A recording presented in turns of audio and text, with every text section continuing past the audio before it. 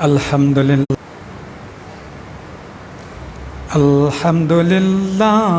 নাহমাদুহু ওয়া নাস্তাইনুহু ওয়া নাস্তাগফিরুহু ওয়া নু'মিনু বিহি ওয়া নাতাওয়াক্কালু আলাইহি ওয়া নাউযু বিল্লাহি মিন শুরুরি আনফুসিনা ওয়া মিন সাইয়্যাতি আ'মালিনা من يهده الله فلا مضل له ومن يضلله فلا هادي له ونشهد أن لا إله إلا الله وحده لا شريك له ونشهد أن سيدنا وسندنا وحبيبنا ومولانا محمدا عبده ورسوله الذي أرسل رسوله بالهدى ودين الحق ليظهره على الدين كله ولو كره المشركون أما بعد فقد قال الله تعالى في كلامه المجيد وفي الفرقان الحميد فأعوذ بالله من الشيطان الرجيم بسم الله الرحمن الرحيم ولا نبلونكم بشيء من الخوف والجوع ونقص من الأموال والأنفس والثمرات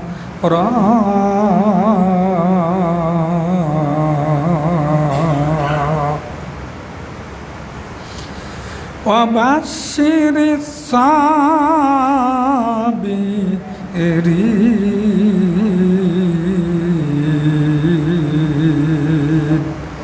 الذين إذا أصابتهم مصيبة قالوا إنا لله وإنا إليه راجعون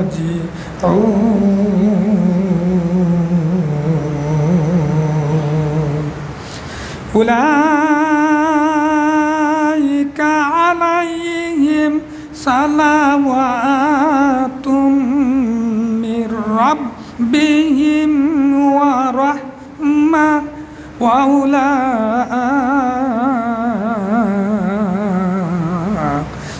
هم المهتدون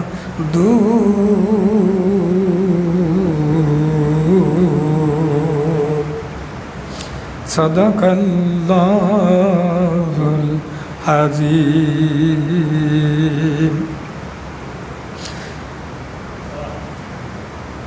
عن أنس رضي الله تعالى عنه قال قال رسول الله صلى الله عليه وسلم لا يؤمن أحدكم حتى أكون أحب إليه من ولده ووالده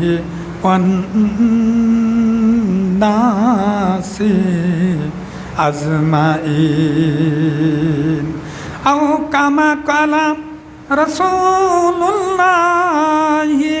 সাল্লাল্লাহু আলাইহি ওয়াসাল্লাম লা তাদখুলুনাল জান্নাতা হাত্তা তুমিনু ইলা আখিরিল হাদিস। আমানতু বিল্লাহ। সমস্ত প্রশংসা, সমস্ত তারিফ সে মহান রাব্বুল আলামিনের জন্য, যে মহান আল্লাহ রাব্বুল আলামিন অশেষ মেহেরবানি করে দয়া করে এই সুন্দর ধরাধামে সুন্দর পৃথিবীতে আমাদেরকে সৃষ্টি করেছেন।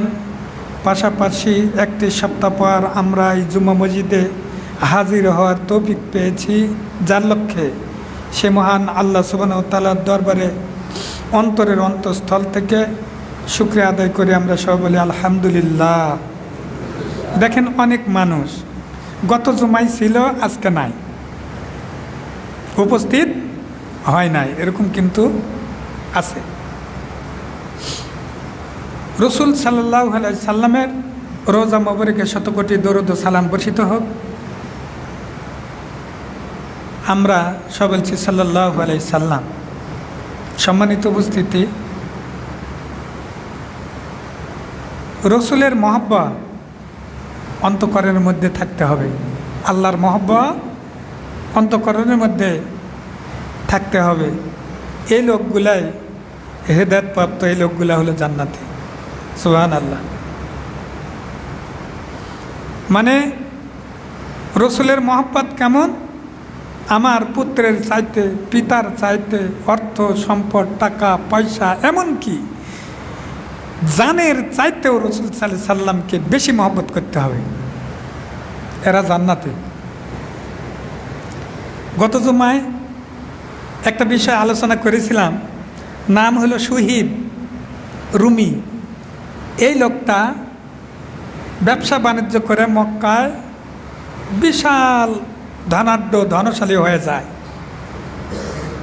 এখন যখন হিজরত করার নির্দেশ আল্লাহ রাসূল সাল্লাল্লাহু আলাইহি সাল্লাম দিলেন, বলেন তো আপনার 20টা বাড়ি, এতগুলা গাড়ি, এই সব কিছু রাখে চলে যাওয়া সম্ভব? আল্লাহু আকবার। আল্লাহ রাসূল যখন হিজরত করতে বললেন, এই সুহিব রুমি চলে যাচ্ছে, আর মক্কার ওই কাফের মুশরিকেরা চতুর্দিক থেকে ঘেরাও করেছে। বলছে, ও সুহিব রুমি, আমাদের এলাকায় ব্যবসা করে আমাদের ধন সম্পদ লুটে নিয়ে এখন সব নিয়ে গিয়ে মদিনার লোকদেরকে খাওয়াবে, এটা তো হতে দেওয়া যাবে না। তো ওই সুহিব রুমি বলছে, ধন সম্পদ যেহেতু বাধা, তা আমার সমস্ত ধন সম্পদ তোমাদের জন্য রেখে গেলাম। সুবহানাল্লাহ। একটিও নিয়ে যাব না।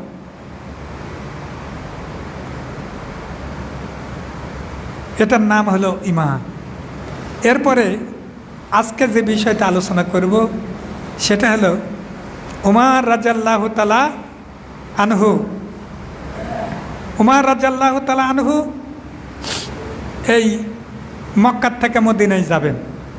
তো মক্কা থেকে মদিনার দূরত্ব আমি জানি না, এই বিষয়ে আমি দেখিওনি, তবে আংশিকভাবে কল্পনা করলে, যেহেতু আল্লাহ রাসূল সাল্লাল্লাহু আলাইহি ওয়াসাল্লাম 7-8 দিন ধরে, মানে 7-8 দিন ধরে গেছে, তো আপাতত 1000-1200 কিলো তো হবেই। তারপরে মক্কা থেকে মদিনায় যেতে কমসে কম 4.5-5 ঘন্টা গাড়িতে লাগে। 5 ঘন্টায় আমরা 1 ঘন্টায় রাজশাহী যেতে পারি। 5 ঘন্টায় যদি যাওয়া যায়, হ্যাঁ 5 ঘন্টা ঢাকায় যাওয়া যায়। তো এই ঢাকা, এখান থেকে ঢাকা কত দূর আমি ভালো জানি না, 400 কিলো নাকি, যাই হোক। কিন্তু মক্কার গাড়ি আর এই বাংলাদেশের গাড়ি ডবলের চাইতে 3 গুণ জুড়ে যায়। মানে অনেক গাড়ি আছে 2.5-3 ঘন্টার মধ্যে মদিনায় পৌঁছে যায়।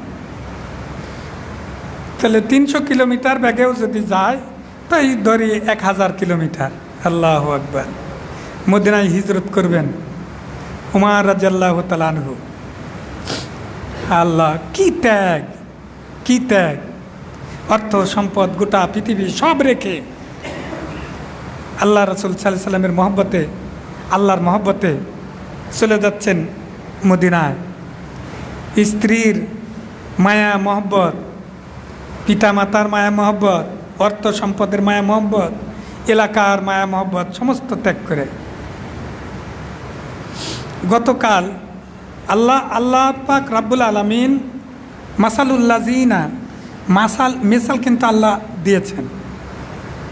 গতকাল এক ব্যক্তি বলছে, আমি বললাম যে ভাই বৃষ্টির কারণে আমি মানে ধরা খেয়ে গেছি, মাগরিবের সময় বৃষ্টি এসে গেছে, ওর ভ্যানে আমি বসছি।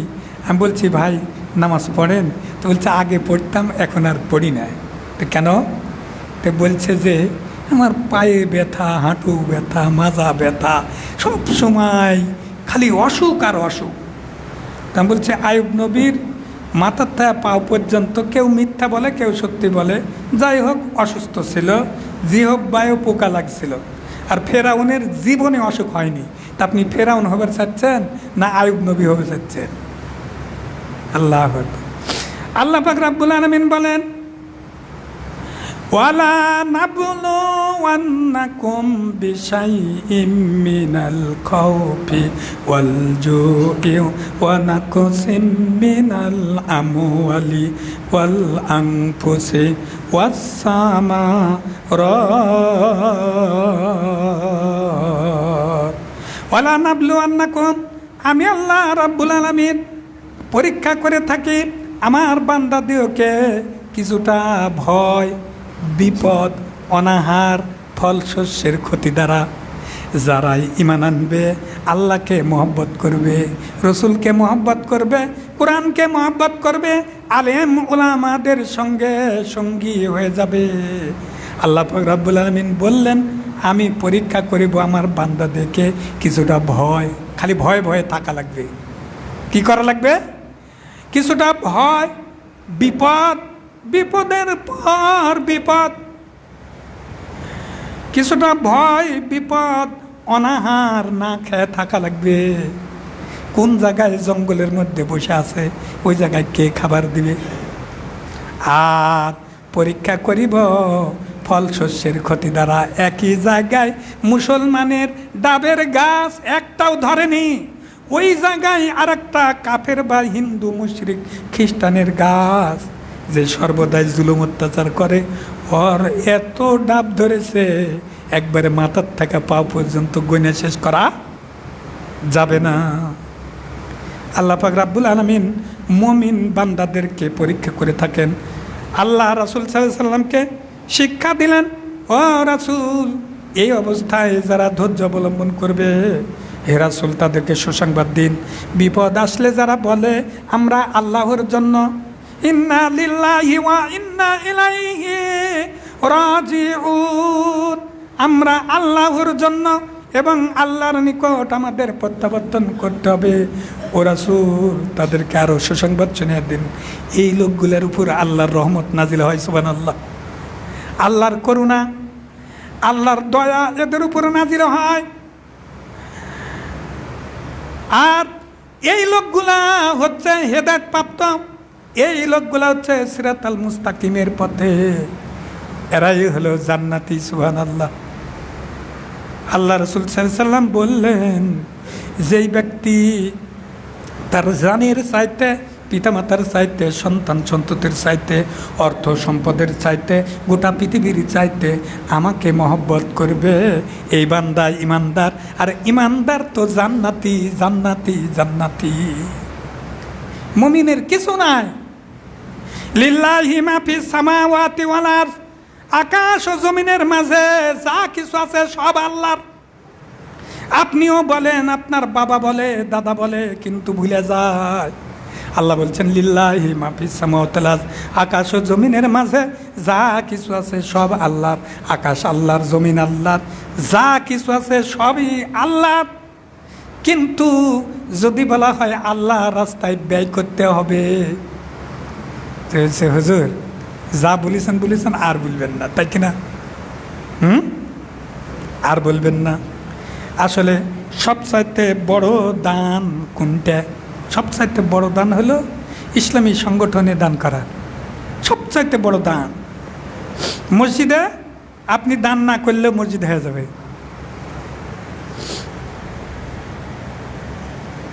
হবেই হবে।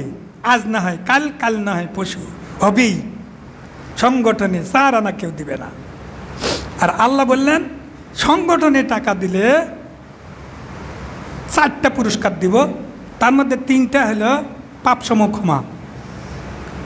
1 নাম্বার হলো জাহান্নাম থেকে মুক্তি, 2 নাম্বার পাপসম ক্ষমা, 3 নাম্বার জান্নাত দেওয়া, 4 নাম্বার কোনো না কোনো দিন ওই জমিনে ইসলামী রাষ্ট্র কায়েম করব।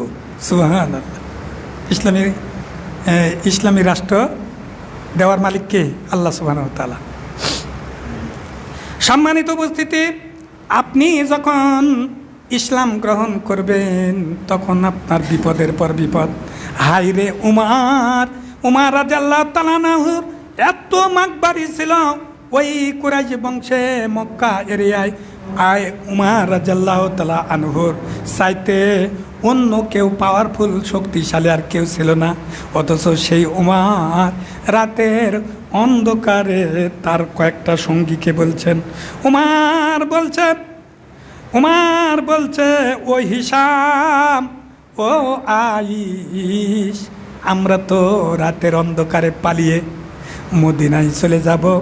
যারা যারা যাবে তারা গোপনে যেন নির্দিষ্ট একটা স্থানে পৌঁছে যায়।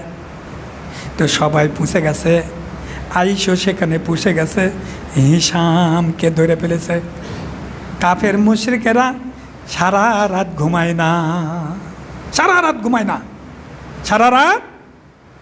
ঘুমায় না। একটু পিছনে তাকালে আপনিও বুঝতে পারবেন। মানে কিছু সংখ্যক লোক রয়েছে, জৈনক ব্যক্তিকে আমি বললাম, ভাই অমুক ব্যক্তির বিরুদ্ধে আপনি কেস করলেন কেন? তো বলছে যে করলাম। তো লাভ কি? তো ধরে নিয়ে যাবে, জেলখানা থুবে, আপনার লাভ কি? তো এটাই লাভ, এটাই লাভ। আল্লাহু আকবার। তো এইরকম কিছু লোক লেগেই থাকে। এবারে হিসামকে ধরে নিয়ে আসলো। এটা কিন্তু উমর রাদিয়াল্লাহু তাআলা লক্ষ্য করেছেন, আয়েশা লক্ষ্য করেছেন। কিন্তু এখানে যদি আসে তাহলে তাদেরকেও ধরে নিবে, আর মদিনায় যাওয়া হবে না। মদিনায় চলে গেল। মদিনায় চলে যাওয়ার পরে এইবার আবু জেহেলের আত্মীয় ছিল আইশ। আবু জেহেল, তার ভাইয়ের নাম হলো হারিস। এই হারিসকে সঙ্গে নিয়ে মদিনায় চলে গেছে। চলে যাওয়ার পরে মানে দুইজনে মতলব আসছে, দুইজনে কশ্চিন কালেও কাফের মুশরিকদেরকে কশ্চিন কালেও বিশ্বাস করা যাবে না। এরা আসলে বিশ্বাসী নয়, কোনো না কোনোভাবে কুমতলব এদের মধ্যে থাকবেই থাকবে। এদেরকে কশ্চিন কালেও বিশ্বাস করা যাবে না, এরা কোনো দিন হেদায়েত পাবে না। তো হুজুর হেদায়েত পাবে না এই কথা কেন বললেন? মানুষ তো মৃত্যুর সময়ও হেদায়েত পায়, বিভিন্নভাবে হেদায়েত পায়, কিন্তু আল্লাহ ডাইরেক্ট কোরআনে বলেছেন, ইন্নাল্লাহা লা ইয়াহদিল কাউমাজ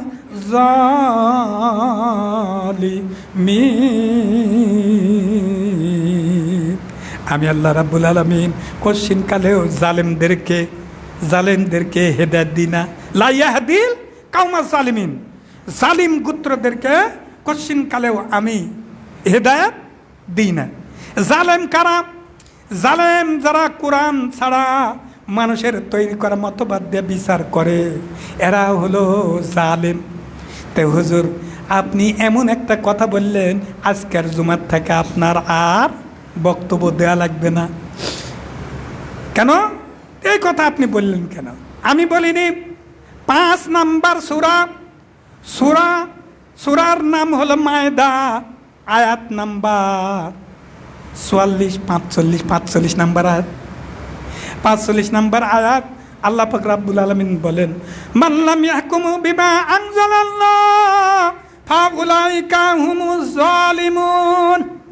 যারা মানলাম ইয়াহকুমু মানে হলো বিচার ফয়সালা করা, মানলাম ইয়াহকুমু যারা বিচার ফয়সালা করে না, বিমা আনজালাল্লাহ বিমা মানে দ্বারা, আনজালাল্লাহ আল্লাহ যা অবতীর্ণ করেছেন, অর্থাৎ কোরআনে কারীম যেমন বলা হয় যে মুনাজ্জিলু আলা রসুল সাল্লাল্লাহু আলাইহি সাল্লাম বে ওসিয়াতে জিব্রাইলের মাধ্যমে আল্লাহর তরফ থেকে যেই ওই শিবানী রসুল সাল্লাল্লাহু সাল্লামের উপর অবতীর্ণ হতো, এইটাই কোরআন।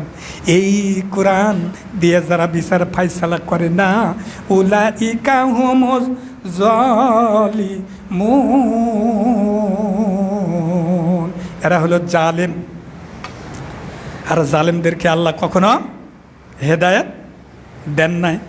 এইবার আবু জেহেল আর তার ভাই হারিস চলে গেছে মদিনায়। মদিনায় যায় আত্মীয় আইসকে বলতেছে, হাই রে ভাই, ইস তুই তো আমার আত্মীয় ছিলি, প্রাণের চাইতেও প্রিয়,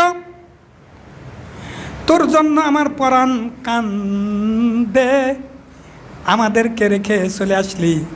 দুঃখের বিষয় হলো আমাদের জন্য চিন্তা যদি না হয়, তোর জন্য আমরা চিন্তা যদি নাও করি, তোর মা কিন্তু বলেছে আমার ছেলে আমার বুকে না আসা পর্যন্ত জীবনে কোনো দিন চুল বাঁধব না, জীবনে কোনো দিন রৌদ্র থেকে ছায়াই যাব না, জীবনে কোনো দিন খাদ্য গ্রহণ করব না।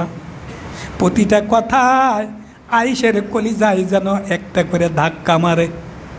আইস চিন্তা করলো, উমর রাদিয়াল্লাহু তাআলার কাছে কেঁদে কেঁদে বলছে, মা আমি একটিবার শুধু যে আমার মাকে সান্ত্বনা দিয়ে আবার পুনরায় এই মদিনায় চলে আসব।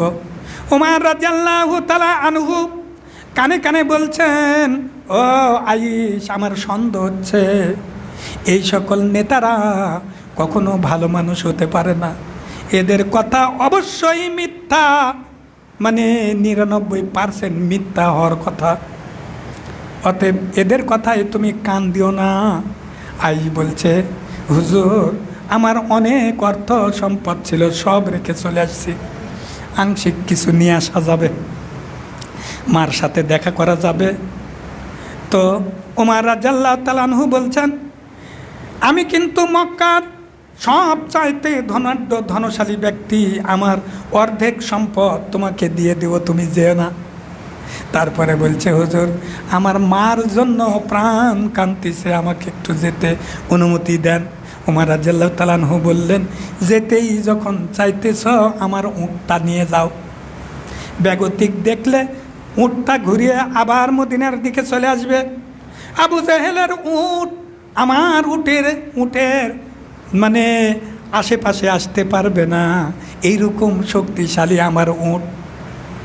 আইস এইবার চলে যাচ্ছে, মক্কায় চলে যাচ্ছে।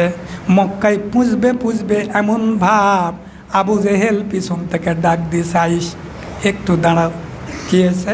তো বলছে যে আমার এই যে উটটা একটু দুর্বল মনে হচ্ছে, তা আমার এক ভাইকে তুমি উঠায় নাও, উটটা মানে একটু শোয়ায় দাও আর আমার ভাইকে উঠায় নাও। যেই শোয়ায় দিয়েছে, পিছন থেকে দুই ভাই গিয়ে তাকে ধরেছে, ধরার পরে হাত পা বেঁধে ওই উঠে করে নিয়ে মক্কার ভিতরে ঢুকেছে। আর বলতেছে, এই রকম পাগল মূর্খ অজ্ঞ গাধার বাচ্চাদেরকে এইভাবেই শিক্ষা দিতে হয়। আগে কিন্তু হিশামকে নিয়ে গিয়ে মক্কার মরুভূমির মধ্যে প্রাচীর বেষ্টিত এমন এক জায়গা, উপরে কোনো ছাদ নাই। হাইরে, যেই জায়গায় আমি জানি না, যারা মক্কায় গেছেন অনেকের কাছ থেকে শুনেছি 10টার পরে নাকি রৌদ্রে আর যাওয়া যায় না, গেলে নাকি পুড়ে যাওয়া লাগবে এরকম। ওই রোদের মধ্যে কোনো ছায়া নাই, ওর মধ্যে থাকবে কোনো পানি নাই, খাবার নাই। যারা থাকবে তাদের আত্মস্বজন ওই নেতার কাছে, স্যার কিছু নিয়ে যেতে দেন, হাত পাও ধরে, তাহলে তোর বড় মুখটা দিয়ে যা আমারে, এই দে ওই দে, জুলুম জালেম যাকে বলে। তা এরকম করে যদি কেউ খাবার দিত। অনেক দিন অতিবাহিত হয়ে গেল, দেখেন ইসলাম গ্রহণ করার কারণে এত কষ্ট। যারা ইসলাম গ্রহণ করবে তারা কষ্টের মধ্যে পড়বে, বিশেষ করে পেটে খাবার থাকবে না। আল্লাহ বললেন যে ইসলাম যারা পালন করবে আমি ক্ষুধা দিয়েও তাদেরকে পরীক্ষা করব, তারা ক্ষুধার্ত থাকবে। এইবার আসেন, এত জুলুম, অত্যাচার, নির্যাতন সহ্য করতে হচ্ছে শুধু ইসলাম গ্রহণ করার কারণে। ওরা যদি বলতো আমি আজ থেকে ইসলাম ছেড়ে দিলাম, তাহলে সুখের আর ইয়ত্তা ছিল না। আজকে ওরা কিন্তু কুফরির থেকে ইসলাম গ্রহণ করেছে, আর আমরা মুসলমান নাম রেখেছি, কিন্তু মুসলমানের কোনো কাজ আমাদের মধ্যে নেই। কোরআনের কথা বললে গায়ে আগুন ধরে যায়। কাফের মুশরিকদের যতটুক না জ্বলে, মুসলমানদের ওর চাইতে কোটি কোটি গুণে বেশি জ্বলে। এইবার ওই জায়গায় রাখা হয় ওমর রাদিয়াল্লাহু তাআলা আনহু, আল্লাহ রাসূল সাল্লাল্লাহু আলাইহি সাল্লাম মদিনায় সমস্ত সাহাবাদেরকে একত্র করে সাহাবাদেরকে বললেন, ও সাহাবা, তোমাদের মধ্যে কে আসো তোমাদের জীবন উৎসর্গ করে দিবে, জীবনটা দিয়ে দিতে পারবে? তো ওর মধ্যে থেকে একজনের নাম হলো ওলীদ। ওলীদ সাথে সাথে দাঁড়ায়া বলছে, হুজুর আমি জানটা দিয়ে দিতে পারবো। তো বলছে, ওলীদ তুমি যাও, মক্কায় গিয়ে ওই যে দুইজন বন্দি আছে অমুক জায়গায়, মানে যেই জায়গায় বন্দি আছে ওদেরকে তুমি নিয়ে আসো। নিয়ে আসতে গেলে তো কাফের মুশরিকেরা আর ছেড়ে দিবে না। যাই হোক, এত দূরের রাস্তা ওলীদ চলে গেছে, পাশির ডিঙ্গায় ভিতরে চলে গেছে। ভিতরে যাওয়ার পরে সন্ধ্যার সময় ভিতরে গেছে, যা দেখতেছে পা এমনভাবে মানে লোহার শিকল দিয়ে বাঁধা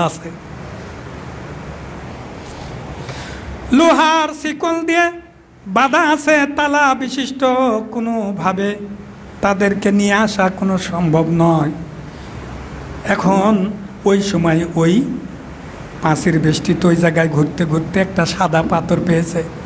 সাদা পাথরটা নিয়ে এসে ওই যে শিকলটা ছিল শিকলের তলায় রাখছে, আর উপরে তার কাছে একটা তরবারি ছিল, তরবারি দিয়ে কূপ দিয়েছে। বলেন তো, তরবারি দিয়ে কূপ দিলে কোনো দিন লোহা কাটবে? আল্লাহু আকবার, কাটতেও পারে, নাও পারে, জানি দেয়। ইউসুফ আলাইহিস সালামকে যখন জুলাইখা লাস্টের রুমে নিয়ে গেছে, বলছে আজকে যাবি কোথায়, পালাবি কোথায়? প্রতিটা দরজায় তালা মারা। ইউসুফ আলাইহিস সালাম দৌড়ে তালার কাছে গেছে, আর আল্লাহ পাক রাব্বুল আলামিন তালা খুলে দিয়েছেন। সুবহানাল্লাহ। তো খালিদ যে কূপ মেরেছেন, সাথে সাথে শিকল দ্বিখণ্ডিত হয়ে গেছে। ওদেরকে নিয়ে খালিদ চলে গেছে। এরপরে খালিদকে সাইফুল্লাহ বলা হতো, খালিদ বিন ওয়ালিদ সাইফুল্লাহ বলা হতো। সাইফুল মানে তরবারি, আল্লাহর তরবারি। তো যাই হোক, সময় শেষ।